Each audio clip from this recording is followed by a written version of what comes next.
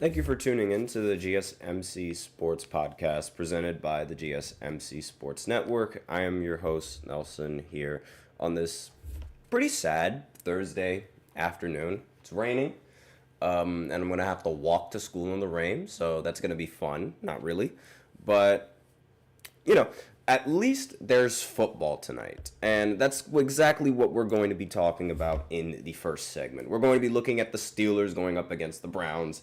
As you guys know, this is a pretty intense, I guess you could say, intense rivalry between these two teams. I just know that they do not like each other, specifically the Browns not liking the Steelers, and I think it's gonna be a pretty solid game, and I'm going to go ahead and just give my thoughts on this game. As we know, it's a division rivalry, and we all love those division rivalries, don't we?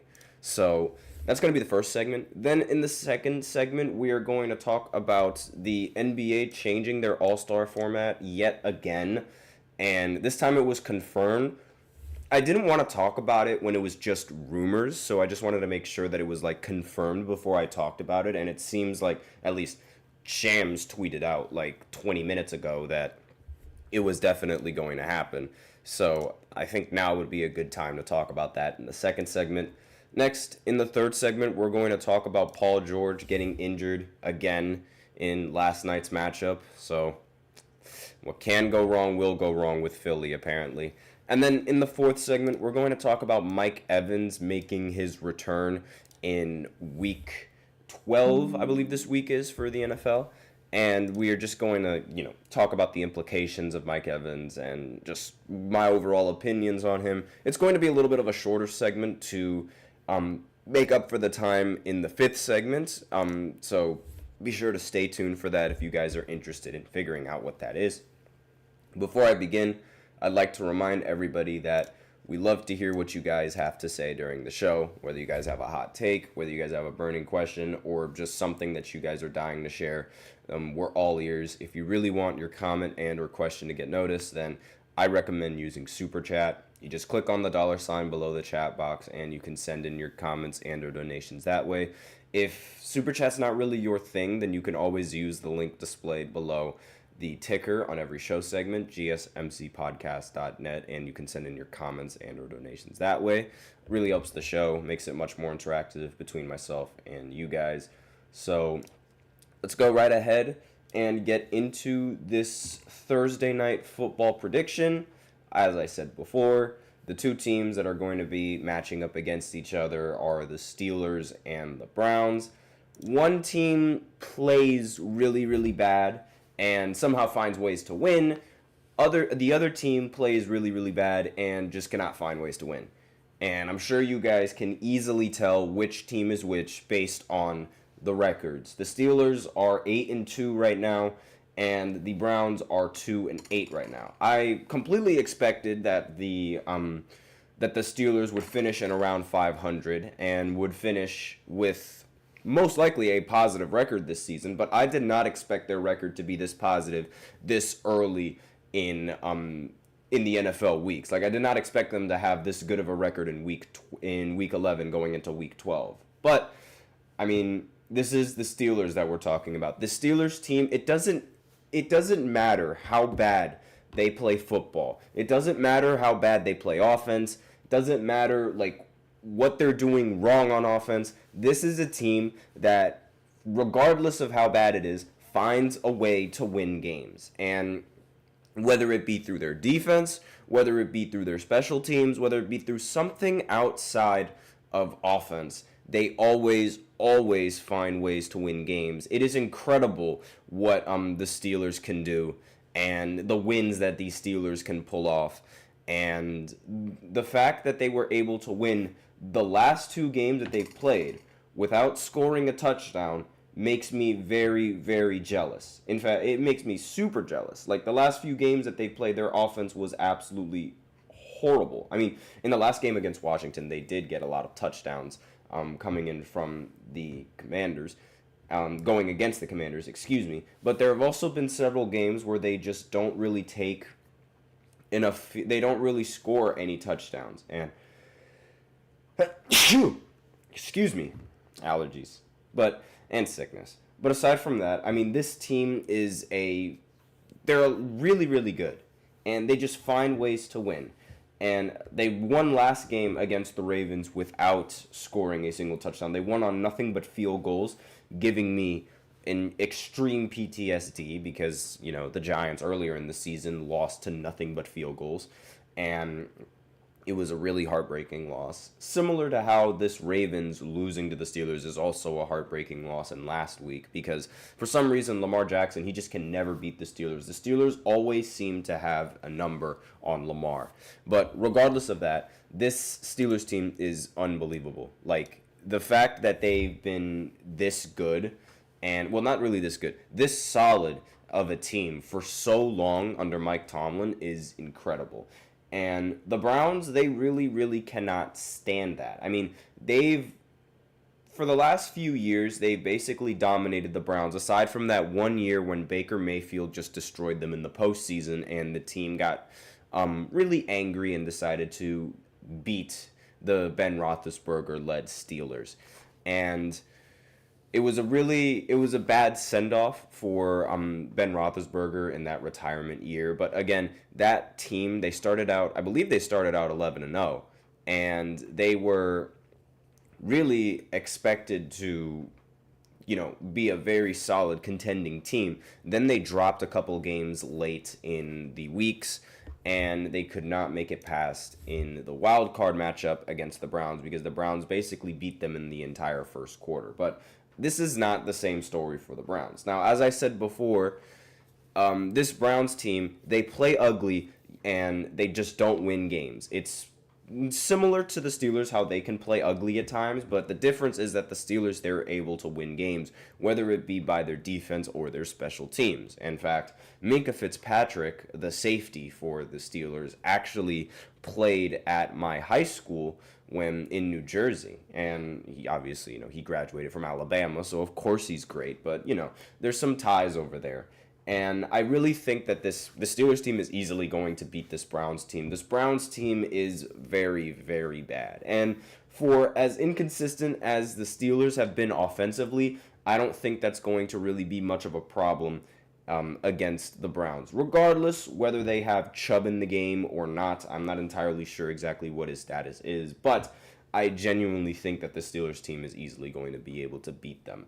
And they're just a team that finds ways to win. And it's a very rare sight that you find a lot of these teams. Like, this was, at least in my opinion, it's sort of the same sort of weirdness that Tom Brady with the Patriots had. So it's like, it didn't matter how bad the offense would be for the first 3 quarters on Tom Brady's team, regardless whether it be on the Bucs or whether it be the Pats, but they would play some really bad offense, and they would still find ways to win games because their defense is just that elite. Like, that entire first year with Tom Brady at quarterback, you could argue, I mean, that offense was absolutely terrible when it was led by Tom Brady. In fact, like, when in Tom Brady's first Super Bowl win, in that entire playoff series, he's led his offense to just 9 points per game. But they were still able to go all the way and win a Super Bowl, and they just were able to find ways to win, disrupting the other team's offense. I mean, they completely slowed down the greatest show on turf, and they also benefited with a pick 6. So it's like they just do things that allow the team to win. And I previously said before that one of the most underrated things in football, but probably some of the most important things in football, is being able to block and being able to tackle. And if you are able to do both of those things, chances are you are going to be able to win a lot of football games. And this is what the Steelers team does most of the time. Regardless of how bad their offense can play, they always seem to find ways to win. I mean, we saw it against the Ravens. They were able to tackle. They were able to force Derrick Henry to fumble, which is like a 1 in a million opportunity. That was like a 1 in a million chance of that even happening. The last time Derrick Henry fumbled was like forever ago. It was so many days that I don't even remember the exact number, but it was a very, very long time since Derrick Henry last fumbled up until that game. It's just, it's weird. Like, we joke about not we, like me, but the media, they like to joke about the Chiefs having double magic and the Chiefs just finding ways to win. The Steelers do more or less the exact same thing in finding ways to win. Difference may be that the Russell Wilson, Mr. Unlimited, the quarterback situation is seems to be playing a little bit better. I mean, Russell Wilson has only been playing a few games with the Steelers, and he's undefeated with them, throwing 6 touchdowns to 3 interceptions, which is not it's a slightly better touchdown to interception ratio than Patrick Mahomes, and we know that Patrick Mahomes has been very, very, very inconsistent in this season. He's nowhere near the same monster that we saw him in his first 2 or 3 years in the NFL. And it is a little bit concerning, at least for me, because I really do like Patrick Mahomes and I really do like his play and how he plays football. But a lot of people, they like to say that the Chiefs, they have that double magic, and they have like it doesn't matter. It's weird. It's insane how they're able to win these games. And, I mean, the Browns, again, they don't really have that. They don't have a way to win games regardless of which quarterback situation they have, whether it be Deshaun Watson, whether it be Jameis Winston. I mean, they both have their problems. I mean, they only scored 14 points against the Saints and got destroyed. Then they only scored 10 points against the Chargers and also got destroyed. And they were able to somehow beat the Ravens 29-24, but I think that was more of a fluky win than the Browns actually being a solid team. So for this matchup, I'm sticking with my gut, and I'm sticking with the Steelers. And let me know in the comments what you guys think. If you guys think maybe this is the game that the Browns would upset the Steelers, but I completely doubt that, as history has proven to be rather consistent so far in these division rivalries. So with that being said, that's all that I have for the first segment. So now we're going to go ahead and go into the second segment, where I talk about the All-Star format and I give my opinions to the best of my understanding, because it is a new thing and I only have to go off of like tweets from Shams and a lot of other reports and how the formatting is going to be. So I'll be right back after this short break, so be sure to stay tuned. I feel like I'm losing my mind. Is everybody in the world blind? Please, Lord, give me a sign, a sign. I feel like I'm losing my mind. Is everybody in the world blind? Please, Lord, give me a sign, a sign. I wanna be the greatest. Everybody on the fake shit. I look around and feel like everybody is the fakest. I make this every day and I'm impatient, hoping one day I blow up from the basement. Statement, the top is so vacant. I don't hear shit that I think is amazing. Waiting for my day when I'm playing sold out shows for 1,000 faces. Hey, give me that crown. Get in my way and to be put down. It ain't your place, all this my town. If I want that shit, then I'll get it right now. I'm losing it, the noose it fits. Some losing shit, a stupid myth. You choose to live or choose to dip. You choose to fight or lose your grip and lose a gift. Oh. I feel like I'm losing my mind. Is everybody in the world blind? Please, Lord, give me a sign, a sign. I feel like I'm losing my mind. Is everybody in the world blind?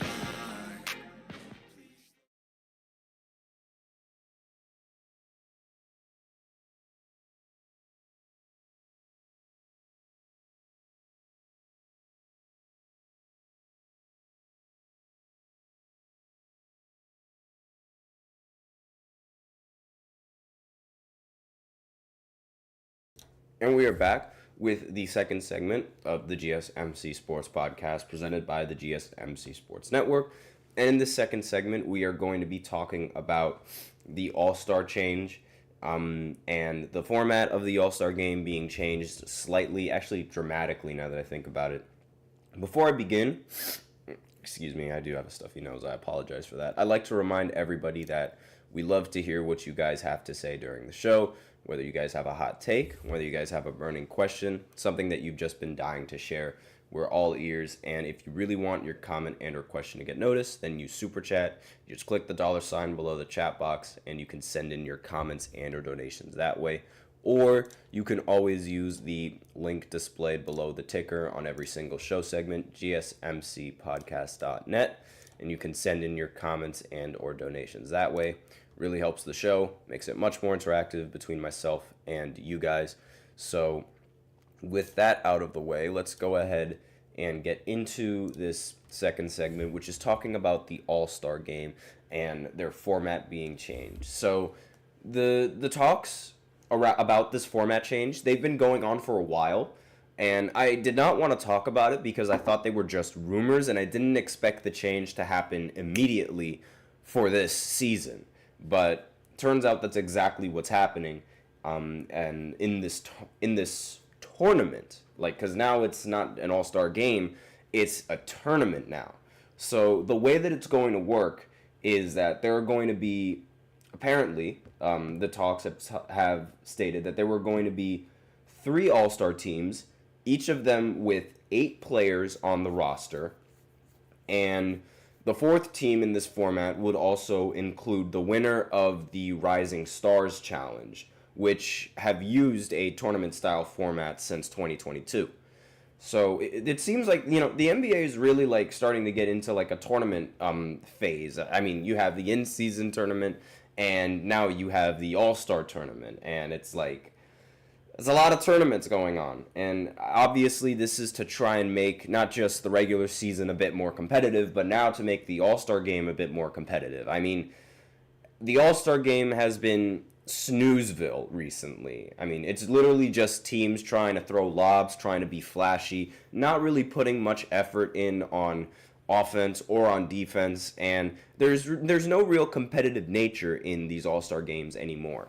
And there's more, like, merit to be selected than there is to actually participate in these All-Star games.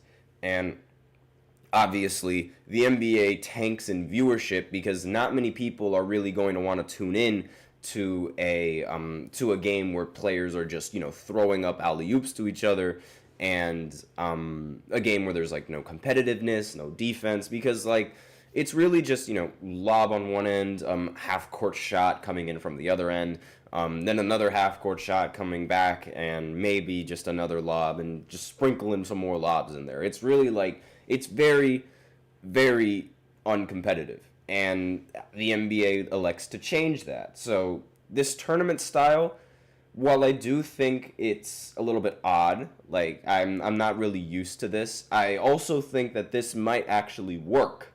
And the reason why I'm saying this is because it's like, imagine if the Rising Stars beat a team loaded with all-star talent. Like, those all-star players are never going to be able to live that down, losing to a bunch of Rising Stars players. So they're most likely going to try to take the game much more serious than the rest of the All-Star form, like how the All-Star format was handled in previous years, trying to draft its own players. I honestly thought that that system was very weird. When Giannis was the team captain for the East, LeBron was the team captain for the West, and they would, like, draft and pick certain players in the All-Star pool to see, like, which one would be on their starting lineup, which one would be on their bench.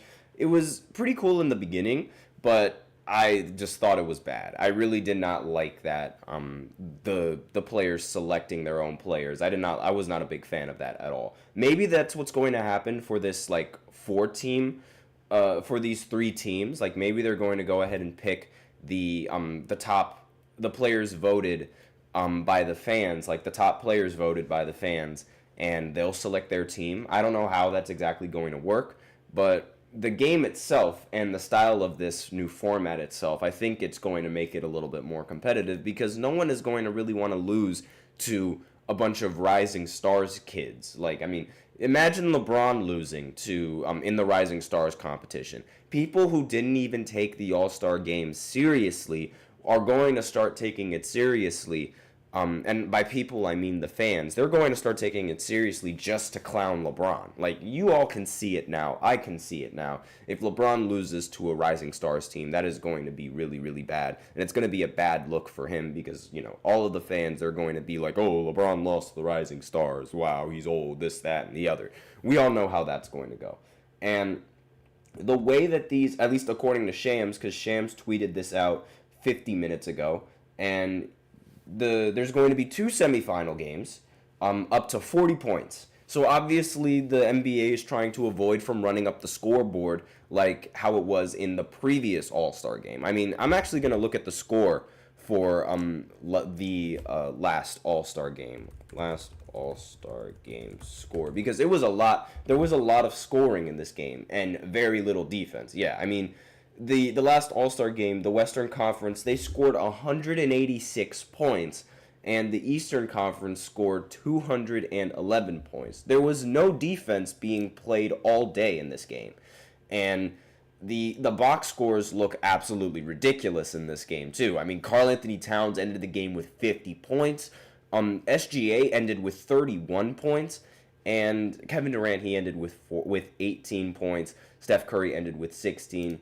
And then over in the Eastern Conference, Giannis ended with 23, Tatum ended with 20, Tyrese Halliburton ended with 32, Dame ended with 39, Jaylen Brown ended with 36. It was just like ridiculous.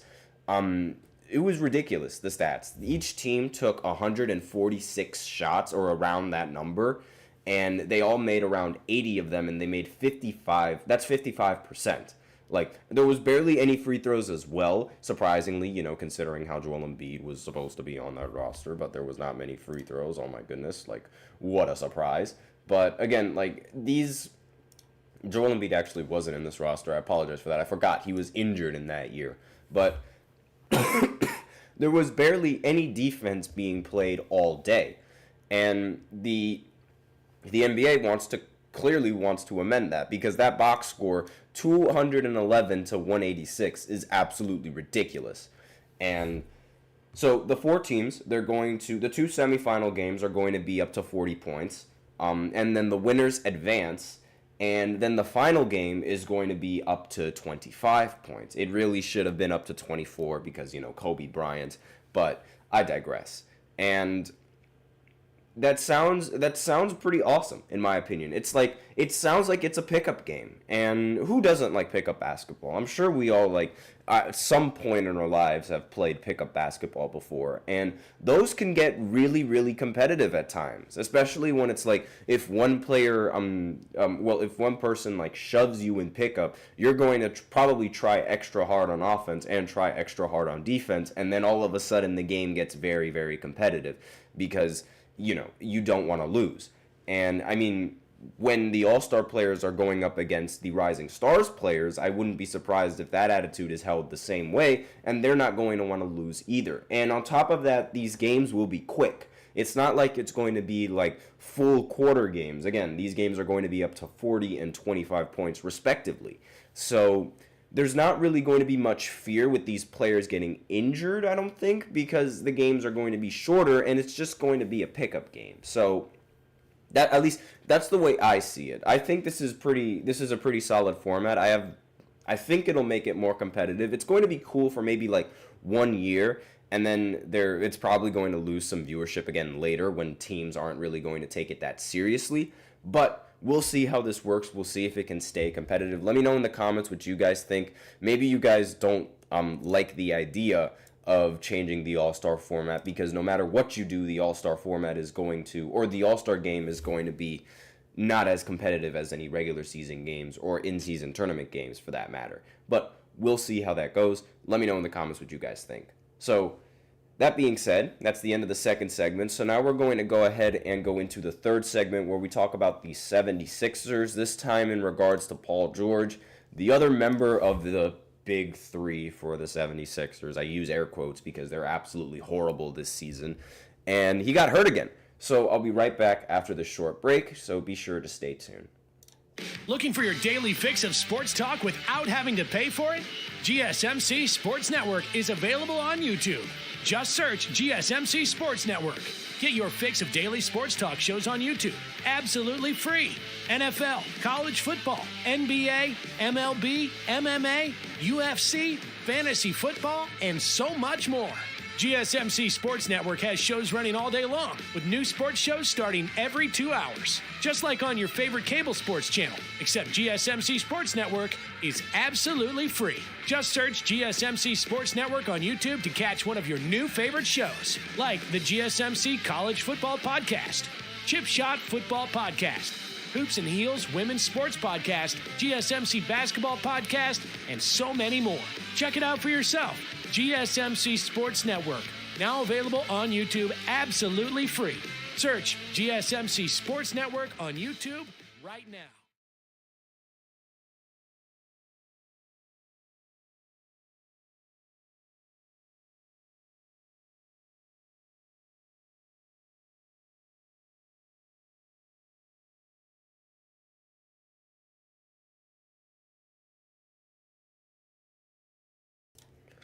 And we are back with the third segment of the GSMC Sports Podcast presented by the GSMC Sports Network.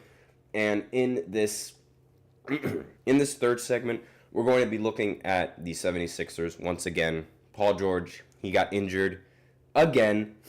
And this happened last night against the Grizzlies. The 76ers, they matched up against the Grizzlies. They ended up losing. Of course they did. And it was a pretty close game. The final score was 117 to 111. Joel Embiid, he had a solid game. He ended with 35 points and 11 rebounds and was the only bright spot on offense aside from Jared McCain, who's been a very, very impressive rookie, might I add. And, you know, a lot of people, they might not like him because he paints his nails. I mean, he can hoop, so it really doesn't matter what he does with his nails. I mean, he could paint them whatever color he wants as long as he keeps shooting the ball. He ended with 20 points in this matchup. And he was playing very well in the last few games and was the only real other offensive star in this matchup because Maxey, he was really bad in this game. It's kind of ironic how the reports of Maxey calling out Joel Embiid, they leaked on Monday, and then afterwards, when he returns in his game, he goes 3 for 13 and is one of the big reasons why the Sixers ended up losing in this game. A little bit ironic. But, again, that's just how the 76ers are. They are, right now, the worst team in the entire, not just the Eastern Conference, but I believe in the entire NBA, and by far the most disappointing team in the entire NBA. If you remember my predictions from earlier in this NBA season, I thought that this big three that they call themselves would have been a formidable team in the Eastern Conference. And I'm personally glad that I was proven wrong because I'm not a really big fan of the 76ers. I'm not a big fan of Joel Embiid. I do not like Joel Embiid's game whatsoever. I also don't like how he tends to deflect a lot of the blame, especially when he loses. I just don't like his character. I don't like his game. That's just my personal opinions. And he's been around mediocre. This was the first good game that he's had this season. Of course, he took 14 free throws in this matchup and made all 14 of them. Funny thing is that he actually flopped on a free throw. I'm sure he was doing that just for jokes and things like that. But again, this was a pretty sad loss for the 76ers. A big reason for that was because of Maxey and his poor performance. But another loss that the Sixers had in this game was losing Paul George yet again. So the big three, this was the first game that all three of them actually played together. Maxey, Joel Embiid, and Paul George. And they only were able to last up to one half. After once the second half started, and early in the second half, Paul George went down with an injury. He went down with a left knee hyperextension and was not going to return for the night, as Shams tweeted out at 10:03 p.m. And he left Wednesday's game. They ended up losing and to the Grizzlies 39 seconds into the second half after, literally 39 seconds into the second half, he hyperextended his knee, which is just, it's really, really bad. And the Sixers, this has just been the issue with the Sixers for the longest time. The inability to stay healthy, primarily with Joel Embiid and in the postseason. It's like almost every single postseason that these, in almost every single postseason, the Sixers, they always have to worry about Joel Embiid not playing in the postseason. He's only had one healthy postseason series in his entire career. And that's been the biggest problem with the 76ers, also on top of the fact that Joel Embiid's offense tends to wander in the playoffs, primarily because of his injuries and also because of his style of play. But regardless, this is an incredibly disappointing team. And, I mean, he was also out early in this season. I mean, he did not play in the preseason because of an injury as well. And it eventually led to a bone bruise that kept George out for 3 weeks and the first 5 games of the season. And it's not like he was playing good in a lot of these games either. And it wasn't like he was playing good in this game either. He finished 1 for 6 shooting in the first half with 2 assists and 4 rebounds. And after he left, Philly was able to cut the Grizzlies' 10-point lead to 4 after a 3-point flurry from George's replacement, Gershon Yabusele. And everyone knows who that guy is. He's the guy who dunked on LeBron. And still, they trailed by 9 after 3 quarters, and they ultimately ended up losing. This could not have been a more disappointing start to a season for the Sixers. And this really, really just, you could say it's karma for Paul George, or you could say, like, depending on what your standings are, whether you're a Clippers fan or whether you're just, like, you don't really like Paul George because of what he has to say sometimes. Paul George on his podcast, and he's been known to say these things, but not really, like, hold up to his word. He said he wanted to be a Laker. When he joined the Clippers, he said he always wanted to be a Clipper. He said he wanted to retire with the Clippers, and now here he is signing a huge contract with Philly. And all of these talks on his podcast and all of these talks towards the media, I mean, this is a very unlucky situation for Paul George, because it's like he joined the 76ers not just to get paid, but also to be in contention for a title. And now here are the 76ers dead last in the entirety of the Eastern Conference. And you see the Clippers and how they're playing. I mean, addition by subtraction. They're doing much better without Paul George and even without Kawhi Leonard. They recently won a game against the Magic. They beat them in a blowout. And again, this Magic team, while I will say they are also suffering from an injury and with Paolo Banchero, the Clippers, they are also suffering from an injury as well without Kawhi Leonard. So neither team is 100%, and both are more or less evenly matched, in my opinion. Like, it cancels each other out. I saw a lot of people on the internet, they were saying, congratulations, Clippers, you beat an unhealthy Magic team, and completely forgetting that the Clippers aren't healthy either without Kawhi Leonard. And let's see, looking at their standings, right now they're 8th in the entirety of the Western Conference, and the Western Conference is very, very competitive. There are 3 teams that are 9-7 in the Western Conference, and when you look at the Eastern Conference, there's only 1 team that's 9-7, and the rest of the teams that are in playoff contention, the Heat, the Pistons, the Hawks, the Nets, the Bucks, they just miraculously started to go into playoff contention. I still don't think the Bucks are going to do anything in the postseason. That is an overrated team with an overrated head coach and an overrated assistant coach. But regardless, all of those teams that I just mentioned, along with the Pacers, who are all in playoff contention, are negative. They are not positive whatsoever. The only teams that are positive in the entirety of the Eastern Conference are the top 4 teams: the Cavs, the Celtics, the Knicks, and the Orlando Magic. And the rest of the teams are negative. Meanwhile, over in the Western Conference, if you are negative, you are essentially completely out of playoff contention. And there is only around 6 teams that are negative in the entirety of the Western Conference. From the 9th seed all the way up to the 1 seed, every single team in the West is positive. It's a very, very competitive Western Conference.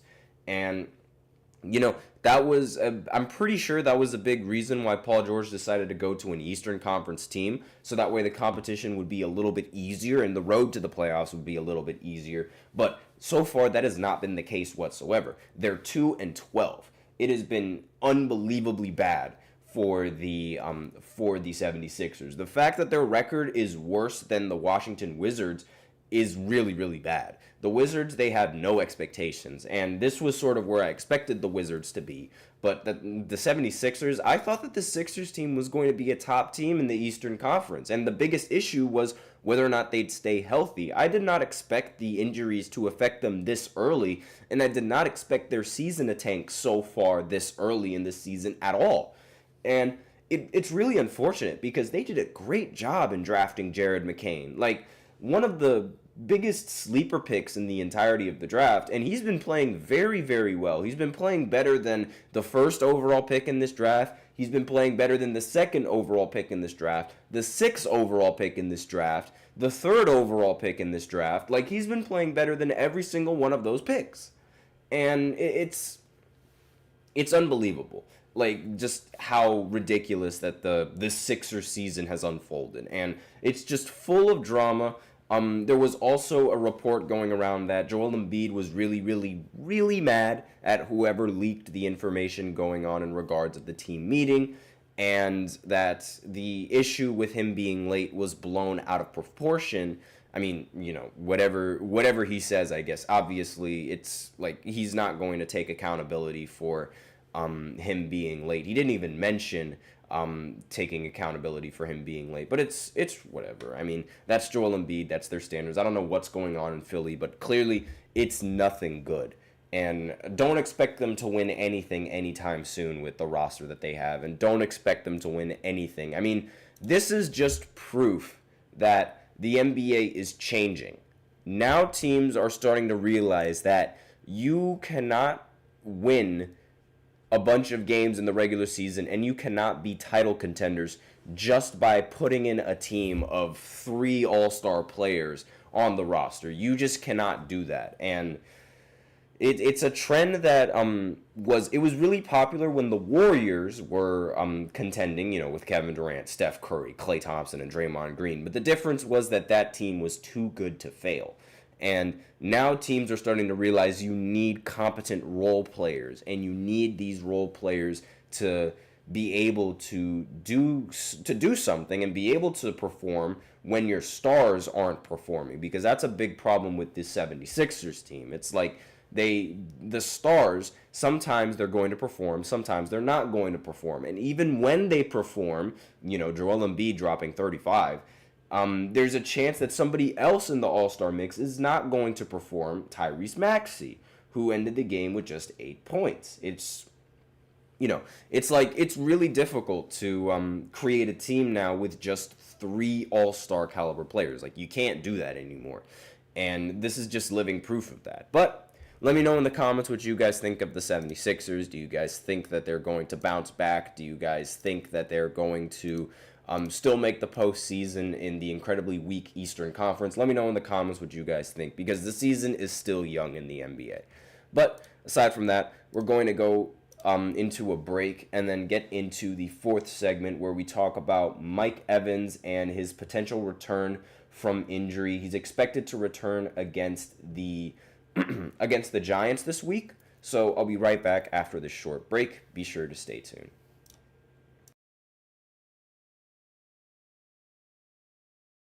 For the best and latest podcasts available anywhere, go to the podcast app on your cell phone and type in GSMC to access free content-rich podcasts on health and wellness, book reviews, sports, entertainment, relationships, social media, movies, technology, finance, and even weird news. Subscribe and download the GSMC Podcast Network's family of shows, available everywhere podcasts are found.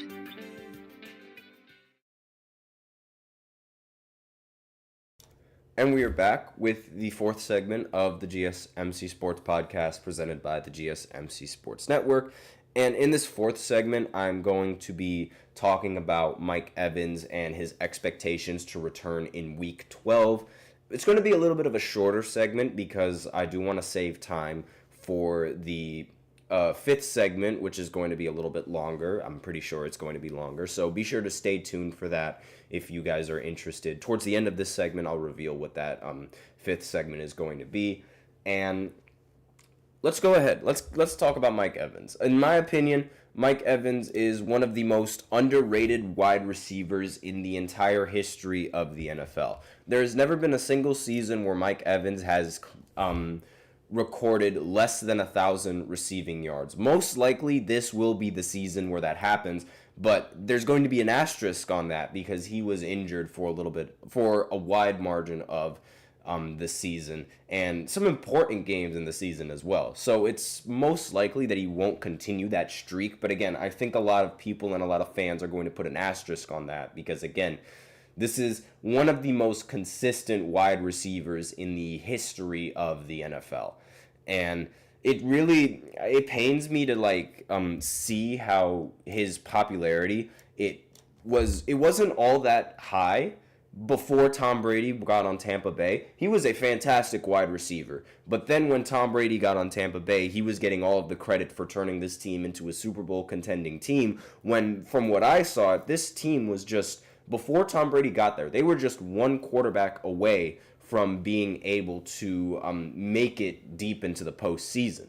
And before I continue with this Mike Evans, I might as well go ahead and talk a little bit about what I mean by that. So in that year before Tom Brady, the Bucs were 7-9.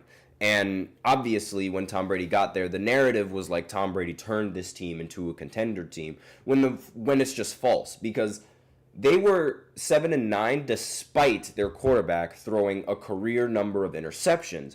Jameis Winston, who is the quarterback for the Browns now, threw 9 more interceptions that year than any other player. And despite all of those interceptions, the Bucs were still very, very close to winning close games. And one game that immediately comes to mind is that they were lost to the Giants in that season after their kicker missed a chip shot field goal that most likely would have won the game. And they also lost in 2 overtime games where the score was really, really close. The Buccaneers' offense in that year before Brady got there was 9th in points per drive, and they were also 11th in yards per drive. And despite Jameis Winston throwing all of those interceptions and turnovers, he still led the league in passing yards, and he also was top 2 in passing touchdowns. So that Tampa Bay team was much better than their record and very, very talented. And all they needed was a good quarterback to get them over the top. And part of that talent and part of that talented roster, on top of adding Gronkowski and Antonio Brown, was Mike Evans, one of the most underrated receivers in all of NFL history. And then he gained some popularity with Tom Brady, and then afterwards he did not gain enough popularity as I thought this coming season, aside from his injury or in the previous seasons when Tom Brady was out. But he's been an incredibly consistent receiver, one of the best in this era by far. And he got injured earlier in this season. The Bucs are now 4-6, and despite being 4-6, they still have a shot of being able to win their division. And now they have an even better shot with Mike Evans expecting to return on week 12. Todd Boyles, he told reporters this on Wednesday, and this is going to be in a return against the Giants. And of course, you guys already know how I feel about the Giants. And regardless whether Mike Evans would play in this game or not, I still think that the Bucs are going to beat the Giants. The Giants are just an awful team. And despite the fact that Daniel Jones isn't going to be starting in this game, thank the Lord, I don't really expect Tommy DeVito, Tommy Cutlass, whatever you want to call him, I don't expect him to really provide much of a boost for this team, and I really don't expect him to win this game. And I also hope he doesn't win this game, because if he does, then this would really, really affect the draft stock. But again, Mike Evans, he had a hamstring injury, which was really, really bad, and those hamstring injuries they tend to linger sometime. And the news would be it was great news for their quarterback Baker Mayfield, who relied heavily on Mike Evans and was a trusted target since arriving in Tampa a year ago, and has been forced to find new avenues since the loss of Evans and Chris Godwin in week 7. They both ended up losing those two rather respectable players. And he's The tight end, however, for Tampa Bay, Cade Otton, he benefited from getting a lot of targets from Baker Mayfield in this game since Mike Evans was off the field. And according to Mayfield, he's liking what he's seen from Evans recently. In a quote, "From what I can see, good. Just talking to him. He seems really positive about it," Mayfield said of Evans, who was limited in practice on Wednesday. And you guys know Mike's a pro. He's going to do everything he can to get back out there with us and fight for this team as we take it one game at a time. And they ended up, this is like, now would not be, it would be no better time for Mike Evans to return than now. Because the Bucs, they recently faced 2 straight losses in, I believe they were division losses as well. They lost to the Falcons.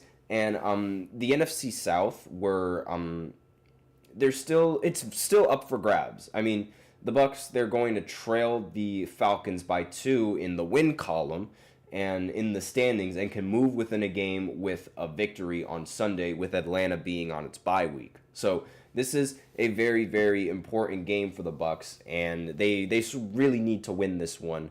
And if they win this one, this could propel them into leading the division and ultimately hosting a home playoff game. So we'll see how it goes. A home wild card game, excuse me. We'll see how this goes. But that's all that I really have on this 4th segment. Again, it was going to be a much shorter segment because we still have to see whether or not. But he's expected to return this Sunday. So with that out of the way, let's go ahead and get into the 5th and the final segment, which is going to be a recap of all of these NBA games, as well as my predictions going into tonight's games for the NBA. So I'll be right back after this short break. Be sure to stay tuned.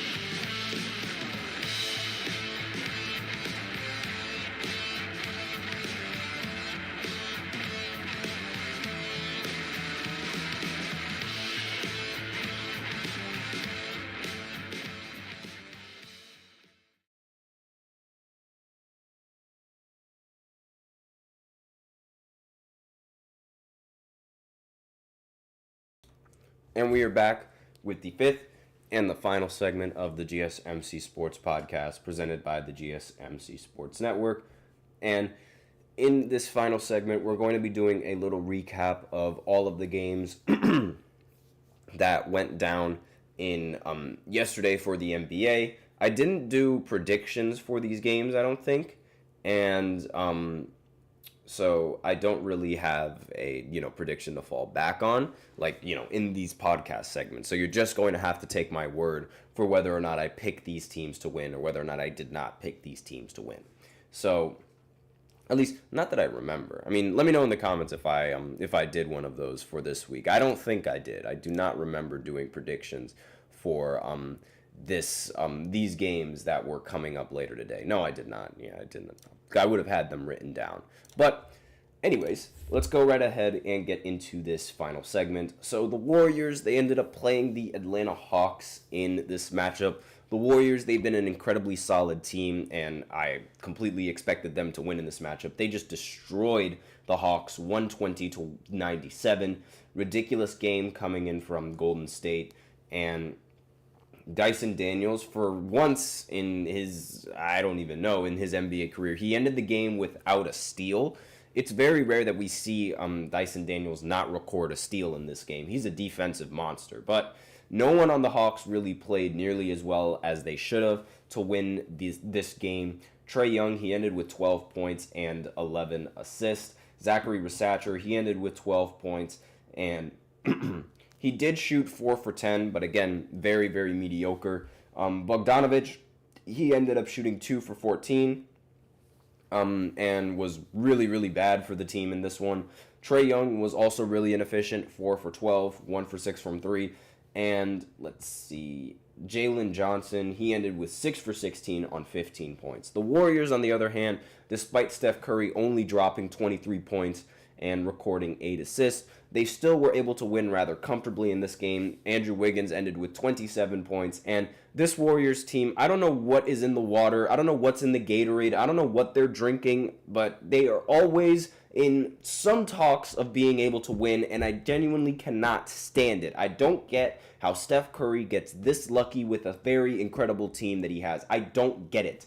Like, you would not expect a roster with Andrew Wiggins, Draymond Green, good players, by the way, Lindy Walters, Trace Jackson Davis, Moses Moody, Jonathan Kuminga, Brandon Podziemski, Kyle Anderson, Kevin Looney, Gary Payton II. You would not expect a team like this to be 11-3.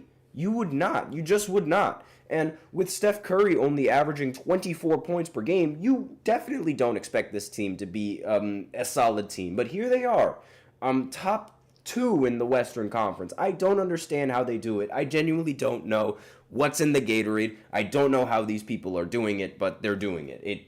It's whatever, though. As you guys can tell, I am incredibly salty at this because I did not expect this team to be nearly as good as they are right now. But regardless, they ended up winning, as I expected them to. And the Knicks, they ended up matching up against the Suns. Without Kevin Durant, without Bradley Beal, I did not have much hope for the Suns in this matchup, and I proved to be correct. Even though Devin Booker ended the game with 33 points, he was incredible. The rest of the team just was not nearly as incredible, and that's sort of what happens when you don't have Kevin Durant. The team tends to slump. And this has been a trend for Kevin Durant so far in not just this season, but in previous seasons, especially with the Brooklyn Nets. The team would be on a hot streak, and then all of a sudden, Kevin Durant would get injured, and the hot streak would come to an immediate halt. And that's what's happening. And in this matchup, Jalen Brunson was ridiculous in this game, 36 points along with 10 assists. Was 12 for 21 from the field and 7 for 11 from 3. Just fantastic shooting. Karl Anthony Towns also was fantastic in this game with 34 points and 10 rebounds, 12 for 19 from the field and 3 for 8 from 3. Josh Hart ended with a double-double, 19 points, 11 rebounds, as well as 3 steals. And the whole team, obviously, with the Knicks and their rotations and their great roster, they're great. They're just a great team. And 138-122 was the final score. And I expected the Knicks to be able to win despite, considering how the Suns were rather shorthanded. Now, the Cavs, they played the Pelicans. I expected the Cavs to win. Of course they did. That makes them 16-1. And they ended up winning 128-100 against the Pelicans. Surprisingly, Donovan Mitchell, he did not really play well. Garland did not play in this game, and they still won by 28 points.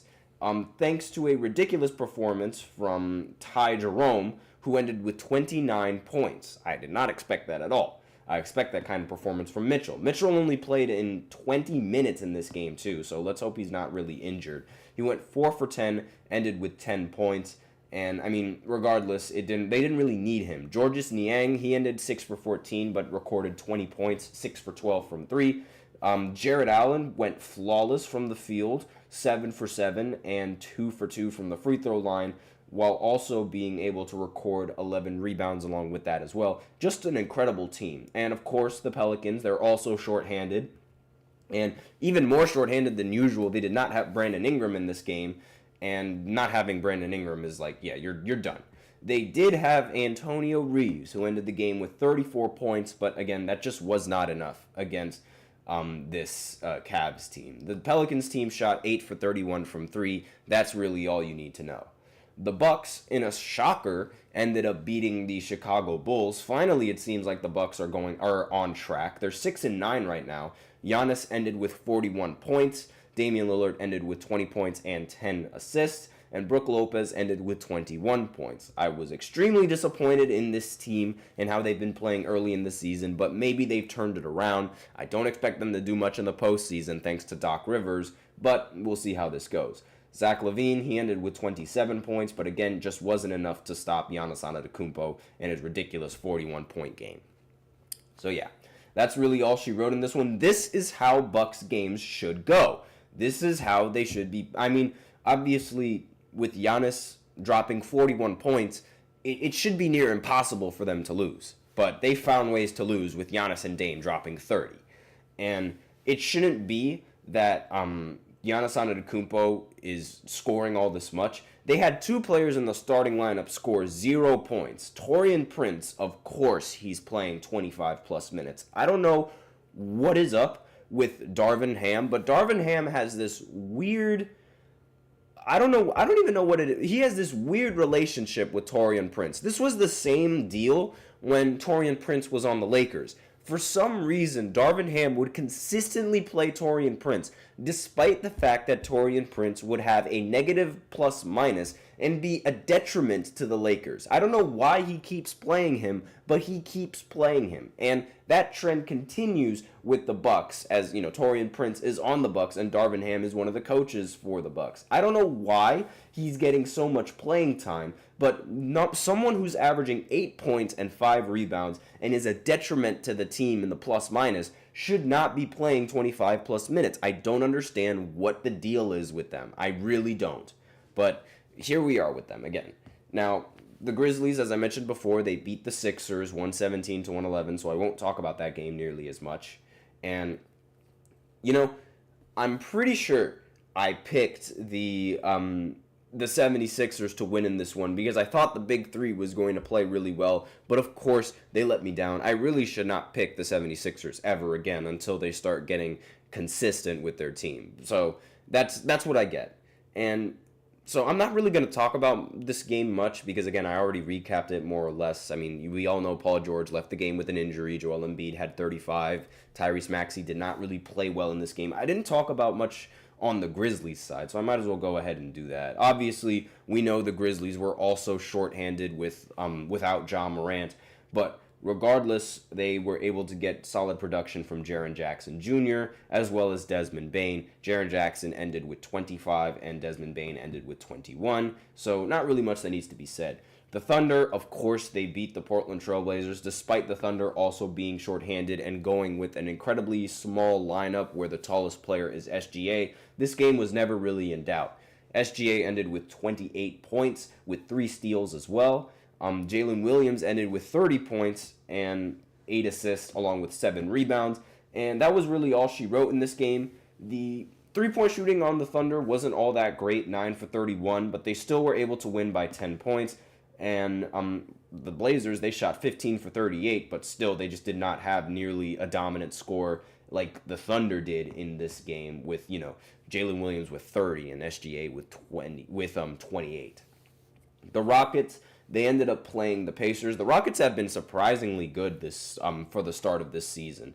And as you guys know, I'm not a big fan of the Pacers. I think a team that lacks defense is an incredibly weak team, especially come postseason time. And Houston ended up proving that, right? They ended up winning 130-113. The Pacers' offense just has not been rolling nearly as effectively as it was before. A large part of that is because of, shockingly, Tyrese Halliburton, who ended the game with only 4 points and 11 assists despite playing 30 minutes. So he also went 1 for 7 from the field. And you guys still think he's better than Trae Young? I don't think so. And Trae Young did not play well either, but he did play a lot better than this. But again, they had Pascal Siakam, who ended with 21. They also had Quentin Jackson, who ended with 24. But again, the Rockets, they had a lot of firepower on offense, especially with Sengun dropping 31 and 12 and toying with Miles Turner in this game. Jabari Smith Jr. ended with 23 points, and that was really all she wrote when you have both of those players when you have this team having 102 possessions and 102 shot attempts. That's a very difficult team to beat because sometimes those shots are going to end up falling. And then finally, the Clippers, they matched up against the Orlando Magic. I thought that the Magic were going to be able to make this game a little bit more competitive, but they did not. The Clippers ended up winning 104-93. James Harden had 24 points. And let's see, Amir Coffey, he ended the game with 18 points. Zubac, he ended the game with 17 points and 12 rebounds. And, I mean, really, this team, addition by subtraction, they also did not have Norman Powell in this lineup, and they still were able to beat them. So, not having Norman Powell, not having James Harden, Kawhi Leonard, and they were still able to beat the Magic that did not have Paolo Banchero. So, it was a pretty even matchup, in my opinion. The Magic, they went 8 for 35 from 3, so not really an ideal shooting percentage for them. Meanwhile, the Clippers went 11 for 22 on 50%. So that's really all she wrote in this game. And now we're going to go ahead into our predictions as we end off this fifth segment. So there's only going to be 4 games today, of course, because there's Thursday night football. Everyone's going to be tuning into football a little bit more than they're going to be tuning into basketball. And the Lakers, they're going to play the Magic. The Lakers are now the hottest team in the NBA right now. They have the biggest win streak in the NBA right now, and they're third in the Western Conference. Of course they are. I mean, JJ Redick. No one really expected JJ Redick to be this good as a coach. I knew he was going to be a solid coach. I mean, just if you hear him talk basketball, you know he knows his stuff.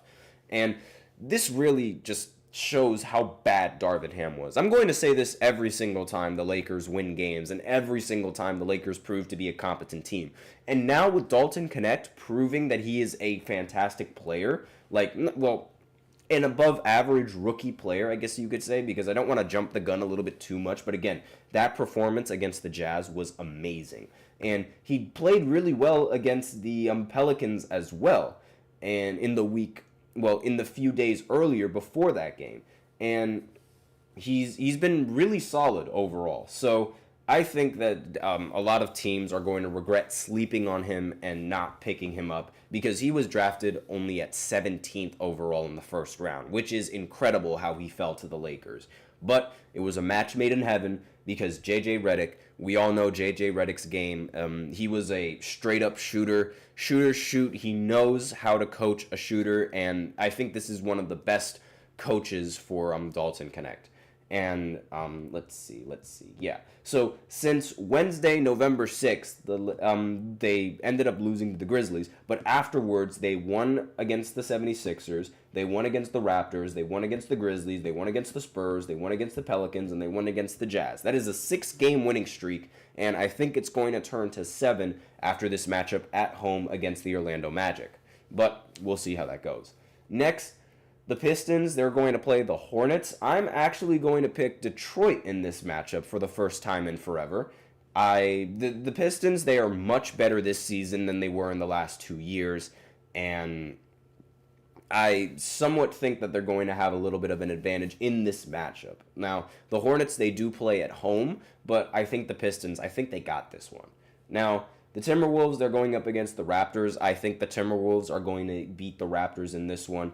And then finally, the Spurs are going up against the Jazz. I'm picking the Spurs in this matchup. I don't think that the Jazz are 3-11, easily one of the worst teams in the NBA right now. And I just don't have faith in the Jazz. I have more faith in the Spurs than I do in the Jazz. Aside from the 76ers, they are the worst team. The 76ers and the Wizards, I guess you could say, they are the worst team in the entire NBA. So, those are my predictions. Let me know in the comments what you guys think. That is all that I have for today on this podcast. That's the end of the show. Thank you so much for tuning in to the GSMC Sports Podcast presented by the GSMC Sports Network.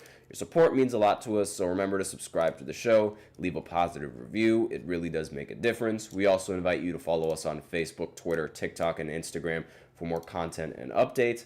As usual, we love to hear what you guys have to say during the show, whether you guys have a hot take, a burning question, or anything that you've just been dying to share. We're all ears. If you really want your comment and or question to get noticed, you can either use Super Chat or you can use the link displayed below the ticker on every single show segment, GSMCpodcast.net, and you can send in your comments and or donations that way, which really help the show. That's all that I have to say for this final segment. That's it. Thank you so much for tuning in. Be sure to tune in to Thursday Night Football. I am your host, Nelson, and as always, Take care.